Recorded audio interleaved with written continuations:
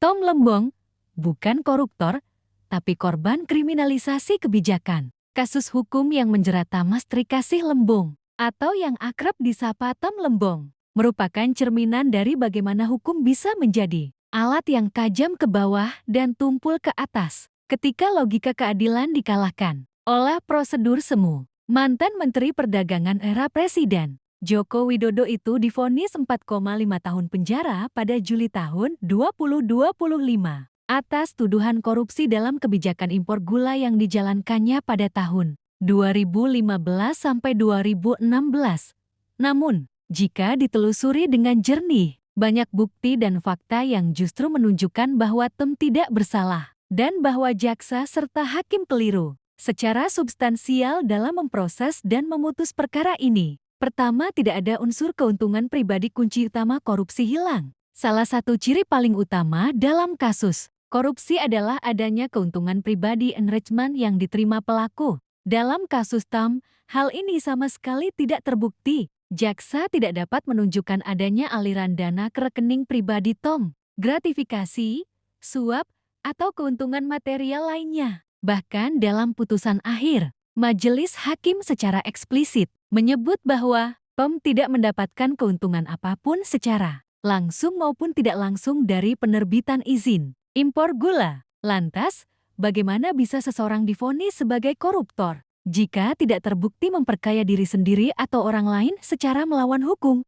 Fakta ini menunjukkan kelalaian fatal dalam logika dakwaan jaksa penuntut umum yang terkesan ingin mencari pihak untuk dijadikan simbol bersalah tanpa fondasi bukti kuat. Padahal, Mahkamah Agung sendiri dalam banyak putusannya menyatakan bahwa kerugian negara. Salah satu kekeliruan terbesar dalam kasus ini adalah konversi pelanggaran administratif menjadi tindak pidana korupsi. Jaksa menuduh Tom menerbitkan izin tanpa rekomendasi dari Kementerian Perindustrian atau tanpa persetujuan antar lembaga. Tapi pelanggaran semacam itu, jika memang terjadi, seharusnya ditindak secara administratif. Misalnya teguran, peringatan, atau pemanggilan oleh lembaga pengawas internal. Namun alih-alih menempuh mekanisme birokrasi, jaksa justru langsung menyerat kasus ini ke ranah pidana. Seolah-olah kesalahan prosedural sama dengan tindakan kriminal. Ini adalah presiden buruk bagi semua pejabat negara, karena mereka bisa dipenjara jika tidak mengikuti garis prosedur secara kaku meskipun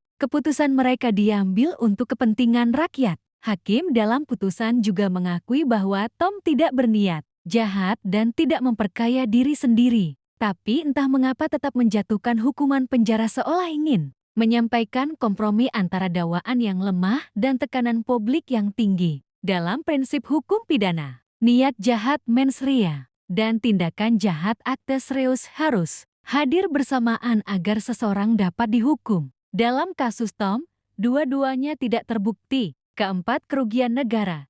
Angka tidak konsisten, perhitungan dipaksakan. Jaksa menyebut kerugian negara mencapai Rp 57,8 miliar. Tapi hakim dalam vonis hanya mengakui Rp 19,4 miliar. Perbedaan yang sangat besar ini menunjukkan betapa tidak konsistennya pendekatan hukum yang digunakan dalam kasus ini. Bahkan kerugian yang diakui pengadilan tidak sepenuhnya konkret, karena berasal dari potensi kerugian akibat keputusan yang tidak tepat, bukan karena uang negara benar-benar raib. Jika kerugian negara hanya didasarkan pada selisih harga atau analisa dampak ekonomi dari suatu kebijakan, maka setiap menteri keuangan, perdagangan, atau industri berpotensi dianggap merugikan negara setiap kali target fiskal atau ekonomi tidak tercapai. Kelima, reaksi publik, Justice for Tom Lembong. Respon publik terhadap vonis ini pun sangat keras. Tagar Justice for Tom Lembong menjadi trending topik nasional,